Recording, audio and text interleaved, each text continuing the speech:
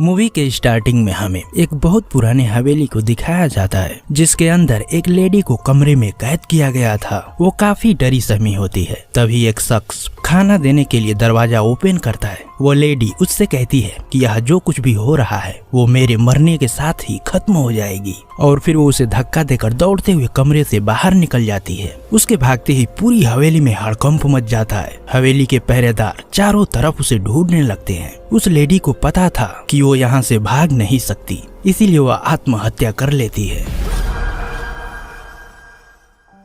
इसके बाद ये मूवी एक लंबी टाइम जंप लेती है और न्यूयॉर्क में हमें ईवी नाम के एक लड़की को दिखाया जाता है जो कि एक होटल में अपनी फ्रेंड ग्रेस के साथ पार्ट टाइम वेटर की जॉब किया करती थी। इस होटल में फाइंड योरसेल्फ नाम की एक वेबसाइट का सेलिब्रेशन चल रहा होता है। उसी वेबसाइट की तरफ से फ्री में इनको एक डीएनए टेस्ट किट मिलता है जिसे लेकर ईवी घर पहुंचती है। यहाँ पर वो बिल्कुल अकेली रहा करती थी क्योंकि उसके मॉम डैड मर चुके थे। ईवी बिस्तर पर लेटने से पहले अपना मन बहलाने के लिए कुछ देर अपनी मॉम की कॉल रिकॉर्डिंग सुनती है, लेकिन फिर भी उसका अकेलापन दूर नहीं होता। इसीलिए वो उस फाइंड योरसेल्फ वेबसाइट पर रजिस्टर करती है जहाँ पर उसे बताया जाता है कि वो अपना डीएनए सैंपल भेजकर अपने वंश के बारे में जान सकती है। अगले दिन ईवी अपना डीएनए सैंपल उस वेबसाइट के एड्रेस पर छोड़ देती है। उसके दूसरे दिन ही ईवी को पता चलता है कि लंदन में उसका ओलिवर नाम का एक कजन रहता है जो उससे मिलना चाहता है। हालांकि उसकी दोस्त ग्रेस उससे मिलने से मना करती है क्योंकि उसे लग रहा था कि वो कोई फ्रॉड भी हो सकता है। फिर भी ईवी अपने कजन से मिलने के लिए रिप्लाई करती है, जिसके बाद वो दोनों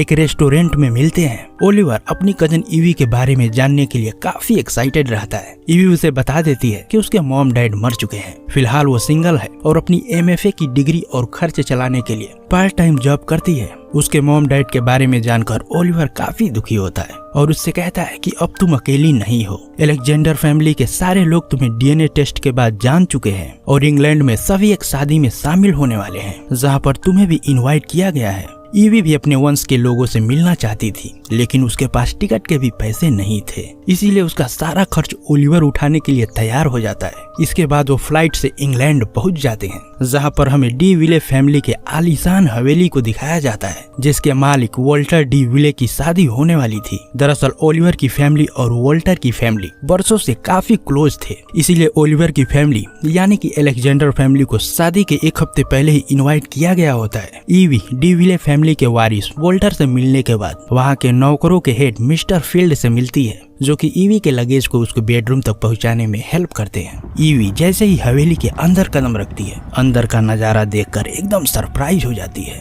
उसे यह सब सपने की तरह लग रहा था। वह उसके देखभाल के लिए एक नौकरानी भी मौजूद रहती है जिसका नाम स्विफ्ट होता है। वो ईवी को यहाँ रहने के कुछ रूल्स समझा देती है और कहती है कि किसी भी चीज की जरूरत हो तो कॉलिंग बेल लगा हुआ है, आप मुझे कभी भी बुला सकती है, पर ध्यान रहे रात में कुछ भी हो जाए आपको बाहर निकलने की परमिशन नहीं है। तभी दीवार पर उसे एक औरत की तस्वीर दिखती है। स्विफ्ट बताती है कि वो एक अच्छी स्वभाव की औरत थी, कुछ समय पहले ही उनकी मौत हुई है। दरअसल ये वही औरत रहती है जिसने मूवी के स्टार्टिंग में ही आत्महत्या कर लिया था, पर स्विफ्ट उसे ये नहीं बताती कि वो कैसे मरी। खैर कुछ भी हो, लेकिन वो यहाँ इस बड़े से हवेली और नौकरों चाकरों के बीच काफी खुश दिख रही थी। और फिर देर रात उससे मिलने वॉल्टर आता है। उसके हाव भाव से लग रहा था कि वो पहली ही मुलाकात में ईवी को देखकर पसंद करने लगा था। ईवी ट्रेवल करने के कारण काफी थकी हुई थी, इसीलिए वो उसे ज्यादा परेशान नहीं करता और हालचाल पूछकर ही चला जाता है। उसी रात वो सपने में उस लेडी को देखती है जिसने आत्महत्या कर लिया था,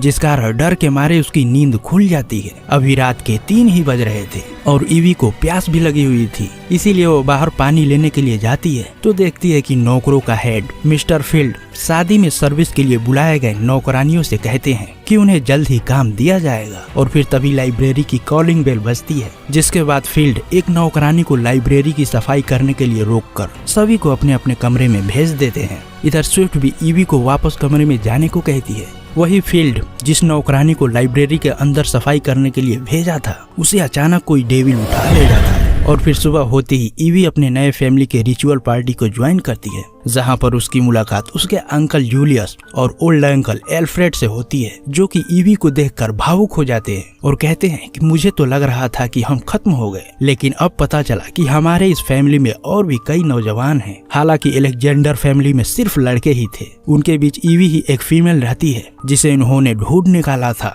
ईवी भी अपने वंश के लोगों से मिलकर काफी खुश होती है और फिर सबसे मिलने के बाद जब वो वापस अपने कमरे में लौटती है तो देखती है कि वोल्टर ने अपने शादी से एक दिन पहले होने वाली पार्टी के लिए ईवी को एक ड्रेस गिफ्ट किया होता है, जिसे पहनकर वो शाम की पार्टी में शामिल होती है। वहाँ मौजूद सभी गेस्ट उसका ऐसे स्वागत करते हैं मानो ये पार्टी उसी के लिए रखी गई हो, लेकिन ये सब उसे अजीब लग रहा था। यहीं पर उसकी मुलाकात विक्टोरिया और लूसी से होती है। इन दोनों का परिवार भी बरसों से ही डिविले फैमिली के सेवक रहे हैं, इसीलिए इस पार्टी में ये दोनों भी उतना ही खास रहती है। उन्हीं दोनों से ईवी दुल्हन के बारे में पूछती है कि वोल्टर की शादी होने वाली है और दुल्हन कहीं नजर नहीं आ रही, आखिर मामला क्या है। लूसी बताती है कि मैं दुल्हन को जानती हूँ, वो मेरी अच्छी सहेली है और कल वो यहाँ आने वाली है। इसके बाद सभी पार्टी में मस्त हो जाते हैं और फिर पार्टी खत्म होने के बाद ईवी मस्त अपने कमरे में सो रही होती है।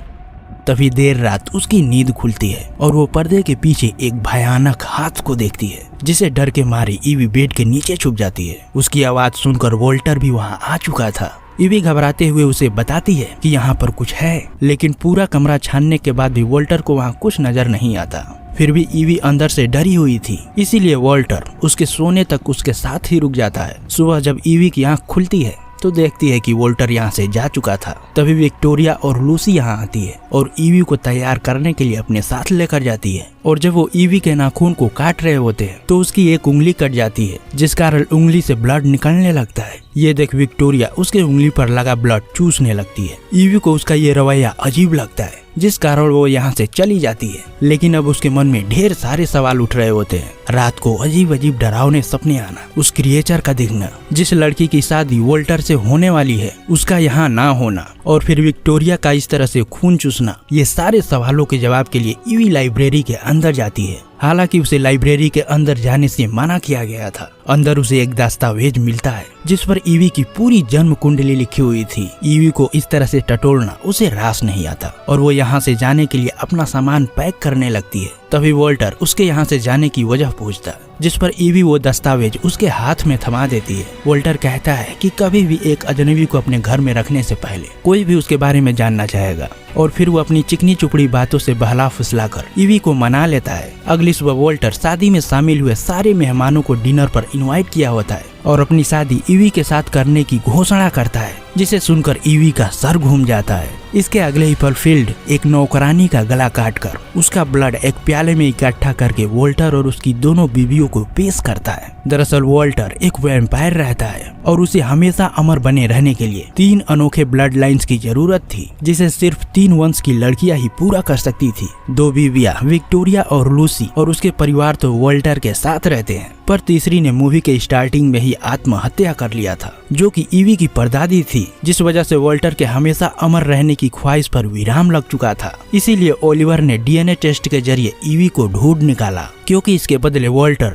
इन तीनों फैमिलीज को हमेशा धन दौलत से संपन्न रखने का जिम्मा उठाता है। उनकी असलियत जानने के बाद ईवी वहां से जाने की अनुमति मांगती है, पर उसे जाने नहीं दिया जाता। अब वो भी अपनी परदादी की तरह कैद हो चुकी होती है। उसे भी एक कुर्सी से बांधकर तहखाने के अंदर डाल दिया जाता है। इसके कुछ देर बाद ही विक्टोरिया और लूसी भी ईवी के पास पहुंचती है और लूसी ईवी से कहती है कि शादी के बाद सब कुछ ठीक हो जाएगा। विक्टोरिया तो उसके साथ 500 सालों से है, मुझे भी 100 साल हो गए, लेकिन ईवी उनकी बात ना सुनकर बार बार यहाँ से जाने की जिद करती है। इसीलिए विक्टोरिया उसे कुर्सी से खोलकर एक ताबूत के अंदर कैद कर देती है और फिर रात भर ताबूत में कैद रहने के बाद सुबह स्विफ्ट उसे बाहर निकालती है और कहती है कि जितनी तेज भाग सकती हो भाग लो, रास्ते में जो कोई भी आए उसे मारते हुए तुम्हें इंग्लैंड से बाहर निकलना है, वरना ये लोग तुम्हें दोबारा भागने का कभी मौका नहीं देंगे। और फिर ईवी हवेली से बाहर निकल जाती है। तब तक बाहर वोल्टर के आदमी फैल चुके थे, इसीलिए ईवी कुछ देर के लिए वोल्टर के ही वेयर हाउस में छुप जाती है,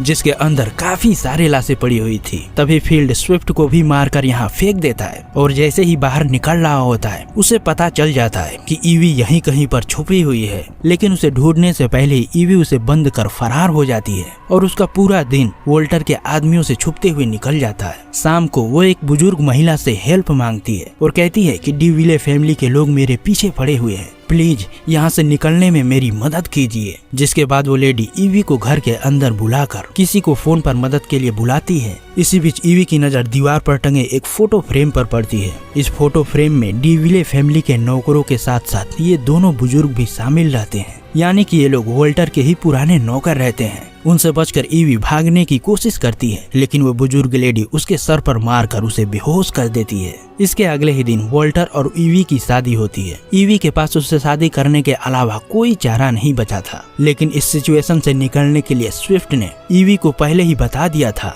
कि बाई चांस अगर पकड़ी गई तो शादी होने के तुरंत बाद एक रिचुअल शुरू होगी जिसमें वोल्टर तुम्हें अपना ब्लड पिलाएगा, जिसके बाद तुम्हारे अंदर वैम्पायर्स की शक्तियां आ जाएंगी और उस वक्त वोल्टर कमजोर होगा, तभी उसे मारा जा सकता है। और अगर उसने तुम्हारा ब्लड पी लिया तो उसकी तीसरी ब्लड लाइन पूरी हो जाएगी और वो पहले से भी ज्यादा शक्तिशाली हो जाएगा। ईवी वैम्पायर बनते ही वोल्टर के सीने में खंजर उतार देती है, जिसके बाद उसका चेहरा एक ओल्ड मैन की तरह हो जाता है। ये देख ओलिवर वहाँ से अपनी जान बचाकर भाग जाता है और इस मौके का फायदा उठाकर ईवी भी वहाँ से भागने लगती है, लेकिन वोल्टर की पहली बीवी विक्टोरिया ईवी पर हमला कर देती है। इस बीच दोनों में फाइट शुरू हो जाता है, लेकिन ईवी उसके सामने कमजोर पड़ रही थी क्योंकि वो अभी अभी वैम्पायर बनी है, जबकि विक्टोरिया 500 सालों से वैम्पायर है। तभी अचानक लूसी विक्टोरिया के खिलाफ हो जाती है। दरअसल वो भी वोल्टर की बीवी बनकर यहाँ नहीं रहना चाहती थी, पर मजबूरी में उसने 100 साल गुजार दिए थे। वो ईवी को बचाने के लिए विक्टोरिया के साथ साथ अपने आप को भी खत्म कर लेती है।